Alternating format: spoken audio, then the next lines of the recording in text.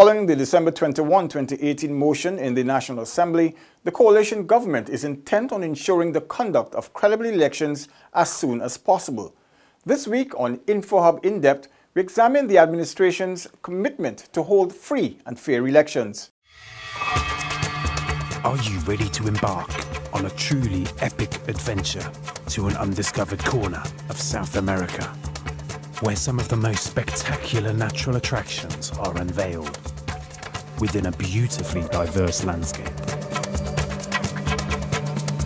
From the wetlands and savannas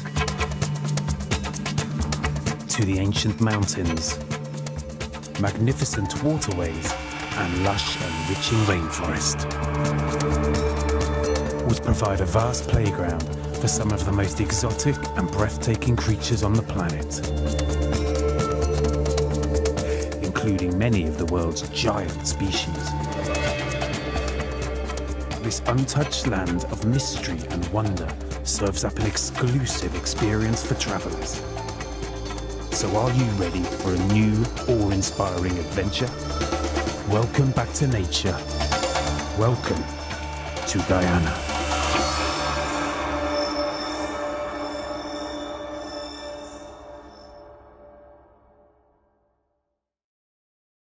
The coalition government is a firm adherer of the Constitution.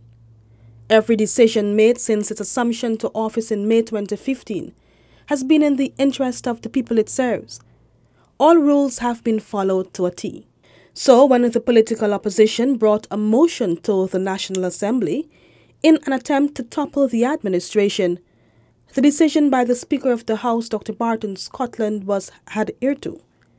But the very Constitution provides options for the government to utilize, and it did. It is clear that the parliamentary opposition had a plan to have elections called with an unacceptable voters list. Being a lawful administration, the coalition has been insisting that the voters list be sanitized. Only through that process could the elections, whenever they are called, be deemed credible. The call for a clean list was made at first by officials of the Guyana Elections Commission. GECOM is the executing agency of any elections held in Guyana. In February of this year, Chief Elections Officer Keith Lowenfield said that while GECOM had an obligation to hold elections on time, it was also required to execute a process of top quality. At that time, the official list of electors was 2 months shy of being expired. The CEO had said that if elections were not held before the end of April, the Secretariat would have to proceed with the production of a new official list of electors through house-to-house registration. List has life to it. It is the life of the list. Because if you ask me, and if we're going to intellectualize, a list is never clean. Every electoral list has Tom, Dick, Harry, whomever would have deceased. So it really and truly says to you, what is cleanliness? Is it where all the listed persons there are alive and well? And if one person is deceased, then the cleanliness comes into question. This very sentiment was expressed by Commissioner of the Elections Body, Vincent Alexander. In my view, GECOM's obligation is not merely to hold elections in a particular time frame, but it's to hold a certain quality of elections. And for me, that quality of elections requires house-to-house registration, because the list is bloated, and this is something we've all recognized. We now have the finances to correct it. The challenge to the December 21 vote in the National Assembly was heard in the High and Appellate Courts in Guyana and the Caribbean Court of Justice in Trinidad and Tobago. Throughout the processes, the government had maintained its stance that house-to-house registration must be completed before the general and regional elections are called. The opposing side has, however, been pushing for the elections to be held with a voters list that has been discredited by the elections body. Daddy!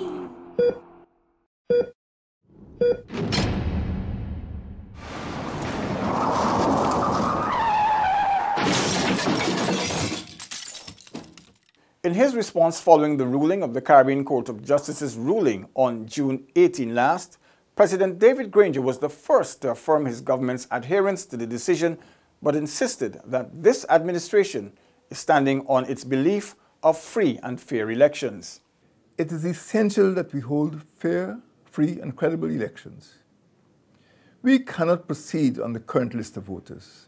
It is outdated and corrupted. It may hold as many as 200,000 incorrect entries. What is more, those who have reached the age of 18 years since the last elections are not on it. The Constitution entitles all citizens over the age of 18 the right to vote.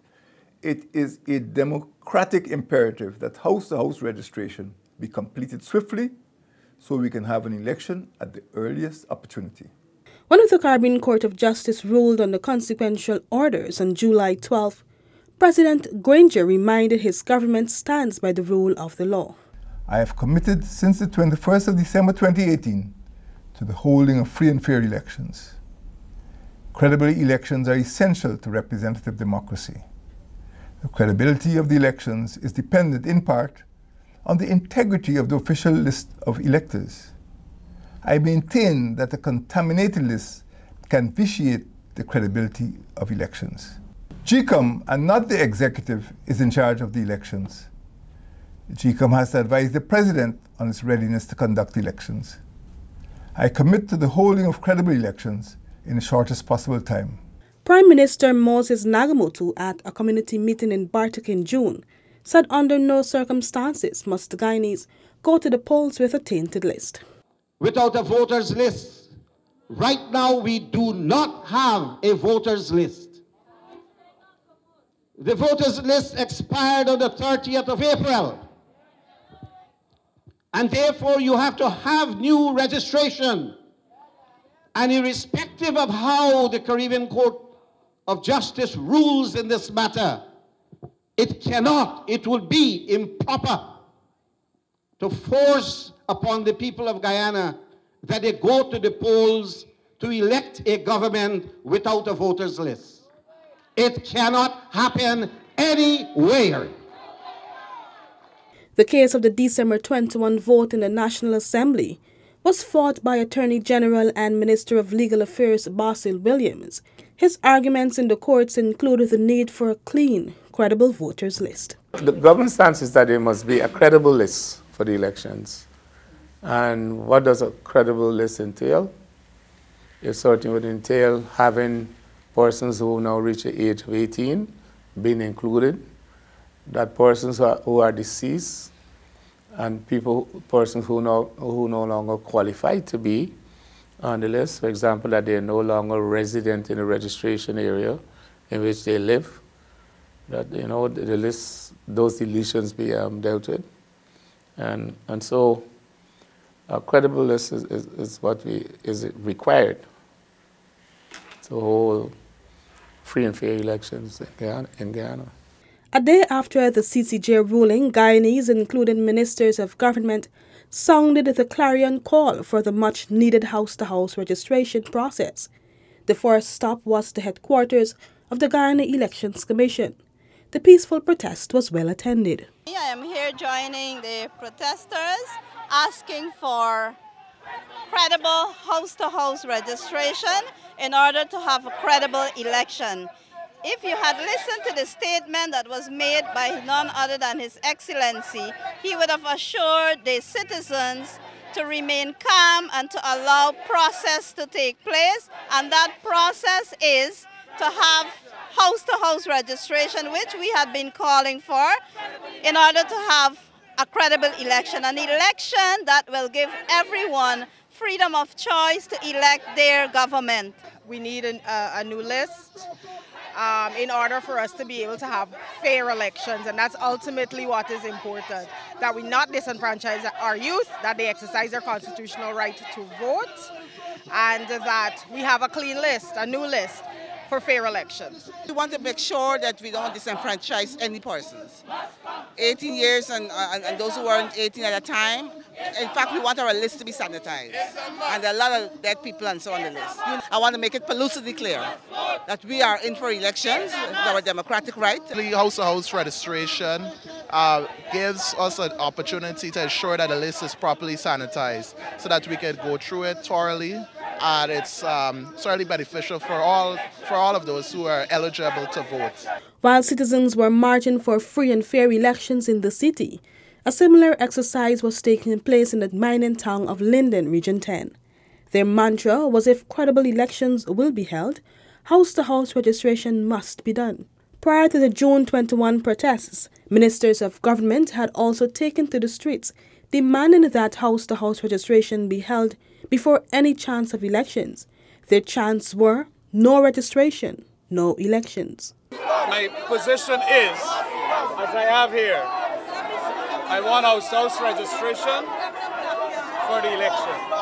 And it is 7 years period has come to an end around this time for a brand new house-to-house. Why not have it? Our position is that we cannot have an acceptable list for the conduct and the holding of general and regional elections in the absence of house-to-house registration. My understanding is that the last house-to-house registration was conducted over a decade ago. And GCOM's position is that such an exercise should take place every 7 years at minimum. So we are years beyond that time frame. We are out here this afternoon to demonstrate not only to GCOM, but also to send a strong message to the opposition leader and his members that we are ready for any elections. Yeah. But before we go to the poll, our young people, those who are eligible to be on the voters list, must have an opportunity for their names to be presented on the list so that when the elections are called, they will get an opportunity to vote solidly for a partnership for national unity and the Alliance to Change. All I want to say to the Guyanese public that our youths must give them a chance to vote. So no registration, no election. Our youths are important in this great land of ours. So I think they should have a chance to exercise their right by voting. The PPP claims that it believes in democracy. The right to vote is a democracy, and it exposes the hypocrisy of them. That on one hand, you're saying that you care about the young people and you have their interests at heart, yet at the same time, you are taking away that basic right from the young people of this country, which is the right to vote. We know in the years gone by, our forefathers, they fought and they died for the right to vote. Now we have an opportunity in this country to allow all and sundry to vote, and yet still the PPP is objecting to that. The demand for house-to-house registration spilled over into the interior regions as well. Lethem in Region 9 was part of the countrywide protest for the much-needed registration process. Guyana Constitution gives us the right to have a chance to vote. Being under 18 and just coming across the line, being eligible to vote means that you should get a chance to vote. So we want them to clean the list so that we could get an opportunity to vote. I think it's only right, it's only free and fair that we get an opportunity to vote. I'm protesting for the youth to get to vote, and the dead must come off the list. Fair and square election. I would like to see my children and the other youth of Guyana who are now 18 years of age being given the opportunity to exercise their franchise, to vote for the government of their choice. We cannot allow our young people who are the future, who are the ones to lead our country, to not vote. Come on, everybody in Guyana, give our young people the chance to vote for whomsoever they would like to vote. I just want to say we want free and fair election and our youth must vote.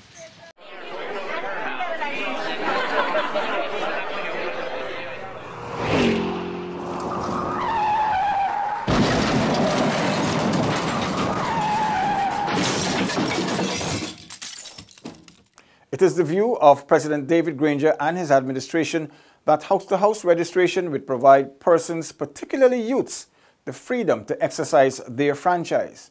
This view was shared by many young people across the country. I feel like it's very unfair to individuals who can't cast their vote this year, because everyone should be free to exercise their rights in their designated country. So I feel there should be something about that. Yes, of course, I think elections should be fair, and the reason being is that, it's 18-year-olds, they have 18-year-olds, they want to vote, and sometimes it might kind of be difficult, but I think at least the government should allow everyone to have a right to vote. Yes, I think there should be a new list. So the reason being that, remember, there are persons on the list that are deceased and whatever, and that would be unfair. So I think they should just get a new list. I think that would be really unfair, and that they should do the house-to-house registration so that they will be given their rights to vote. The quest for free and fair elections rests not only in the house-to-house registration process, but a proficient election body to carry out all the functions required to ensure credible elections. The elections body is currently without a chairman. Following the June 21 ruling of the CCJ, President David Granger has been engaging the leader of the opposition to select a head of the Elections Commission. Late last month, President Granger invited the opposition leader Bart Jagdeo for discussions on the nominees for the chairman of GCOM. The meetings commenced on July 4th between President Granger and the leader of the opposition. The head of state briefed the media following that meeting. The leader of the opposition was invited to meet me today, and he did so. He was accompanied by Ms. Gail Teixeira, Mr. Irfan Ali, Mr. Anil Nandalal, and Mr. Bishop Wan Edgehill. There were several issues on the agenda, but the main issue was to seek agreement on the means to be adopted for the nomination and appointment of the chairman of the Elections Commission.